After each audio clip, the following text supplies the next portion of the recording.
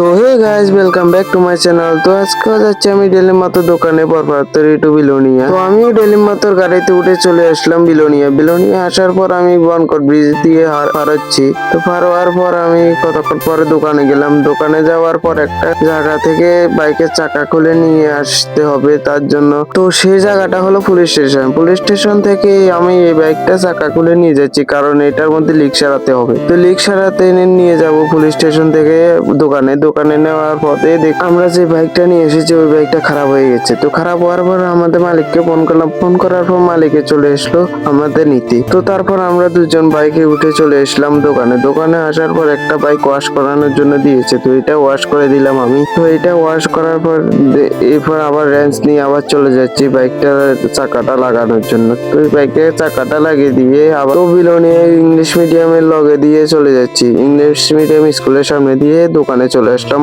দোকানে আসার পর একটা বাইক সার্ভিসিং এর জন্য দিয়েছে, এটা সার্ভিসিং করে দিল। তারপরে আমি বসে রইলাম। তারপরে আবার দেখছি যে মালিকটা ওয়াশ করানোর জন্য দিয়েছে ওই মালিকটা নিয়ে চলে যাচ্ছে বাইকটা। তারপর বিকালের দিকে দেখি কি বৃষ্টি হচ্ছে। তো বৃষ্টি হওয়ার পর আমরা তো বসেই রয়েছি। তো বৃষ্টি যে এমন জোর হয়েছে, একচুরা হয়ে গেছে বৃষ্টি থামার ফলে দেখি কতগুলো মাল এসছে আমাদের দোকানের জন্য। তো দোকানে জিনিস এসেছে, তো মালিক এগুলো হিসাব করে নিচ্ছে। তারপরে আমি বসে রয়েছি। তারপরে এগুলো সব হিসাব করছে ক্যালকুলেটারে। এই দেখো কতগুলো মাল এসেছে, এই সব মাল এসেছে দোকানের জন্য। তারপরে মালিকে হিসাব করে তো এগুলো পেমেন্ট করে দিয়েছে, আর আমি R15 এর মধ্যে বসে রয়েছি।